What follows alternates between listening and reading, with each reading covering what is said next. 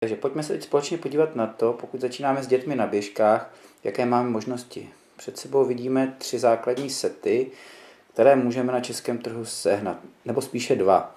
A k jednotlivým setům se podrobněji dostaneme v následujících videoukázkách.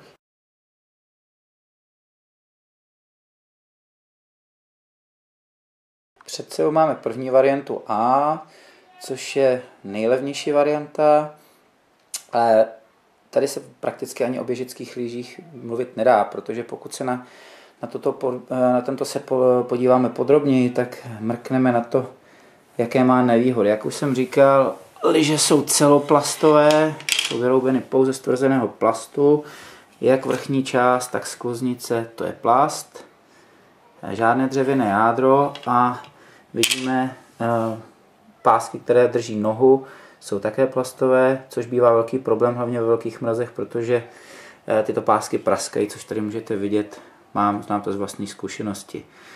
Dalším problémem těchto lyží, spíše vázání, je to, že to vázání je přiděláno na pevno úpadky a neumožňuje ten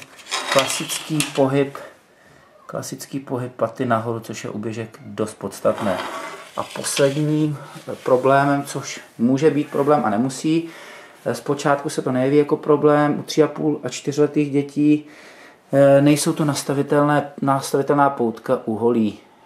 Později určitě oceníte, u 5-6letých dětí oceníte nastavitelná poutka. Tato varianta má však jednu velkou nespornou výhodu a to je cena. Pohybuje se na trhu kolem 500-600 korun.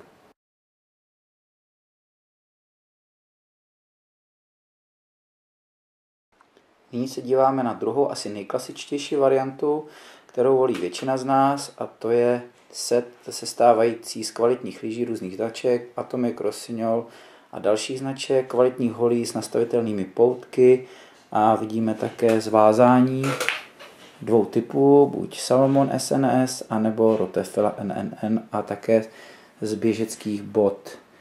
Tento set má velkou výhodu v tom, že je velice kvalitní provedení, nebývají s ním žádné problémy, ale z mého úhlu pohledu pro děti předškolního věku a začátečníky přece jen nějaké nevýhody má. První nevýhodou si myslím, že jsou botičky, jednak děti rychle rostou, takže musíme botičky každý rok kupovat, což není úplně levná záležitost. Druhou věcí je, že pro děti tyto botičky nebývají příliš pohodlné a bývá jim v nich zima.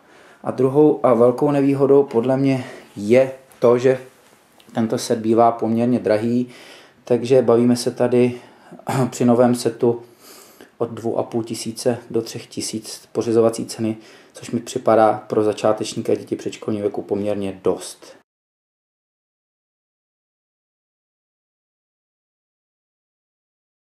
My před sebou teď vidíme třetí možnou variantu, která je v Čechách prakticky neznámá a kterou bychom vám chtěli nabídnout my.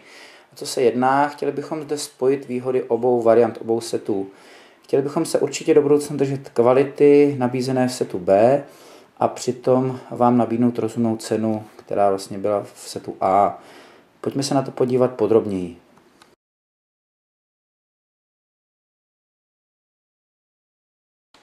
Pojďme společně porovnávat. Tady vedle sebe vidíme 2 lyže. Právě jednu lyži, kvalitní lyži od firmy Atomic a námi nabízenou lyži. Tak, jak to vypadá? Tato lyže má dřevěné jádro, vidíme. Tak a pokud se nyní podíváme ze strany, vystouplou hranu, krásně, a krásnou skluznici vytvořenou z umělých vláken. Tady vidíte naši variantu, která je, neříkám totožná, ale v hodně věcech podobná.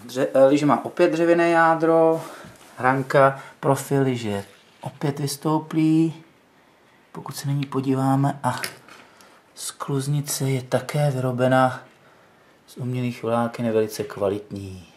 To, v čem jsou obě lyže na první pohled odlišné, to je vidět na vázání a to je právě to, v čem si myslím, že náš set je unikátní.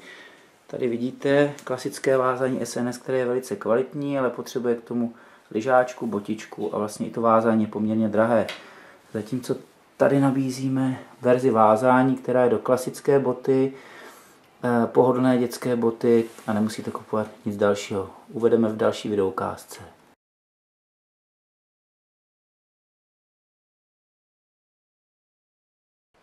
To vázání budí nedůvěru, ale pojďme se společně podívat na jeho výhody. Takže vlastně připevněno 2 pásky, což uvidíme za chviličku. Tady vepředu je vlastně připevněno do takového kovového nástavce a vzadu do takového náběhu z plastu. Co splňuje také dále, v čem je výhoda, že je volná patička, což je pro běžecké lyžování nezbytné.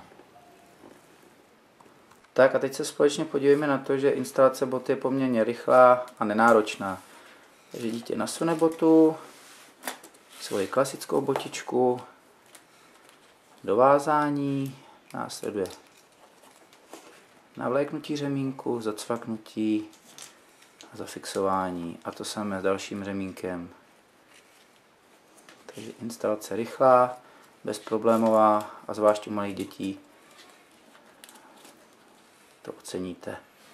Další výhodou tohoto vázání je to, že je nastavitelné ve 2 směrech.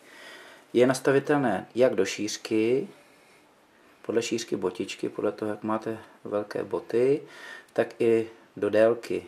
Pokud máte větší botičku, můžete nastavit, stačí vyšroubovat šroubičky a následně vázání posunout, čímž si lyžičky můžete i půjčovat, takže pokud někdo z kamarádů nemá lyže, není vůbec žádný problém v krátké chvilce si lyže vyměnit a půjčit si je. Možná máte obavy, že toto vázání není pevné, ale nemusíte se vůbec bát, pojďme se na to společně podívat. Když za tu botičku vezmete, opravdu nedá se vychýlit, to dítě z toho nevypadne, botička, i když má volnou patičku, přesto drží velice pevně ve vázání, což uvidíme následně v zatěžkávací zkoušce, kdy jsme pro vás připravili takovou video ukázku a vyrazili s mým 4letým synem přímo do terénu, kde uvidíte, jak lyže fungují na sněhu. Takže lyžujeme. Vidíme, jak lyže fungují v praxi. Jenda nám ujíždí. Za chvilku se ho zabereme zepředu. Už to není začátečník, ale má za sebou pár výjezdů na běžkách. Zvládá to krásně. Jenda to má stížené, dneska nemáme stopu, ale i tak se na tom drží krásně. Takže krásně jedeme. Bezva. Jendo, co lyžičky, dobrý? Jak se ti jede? Bezva?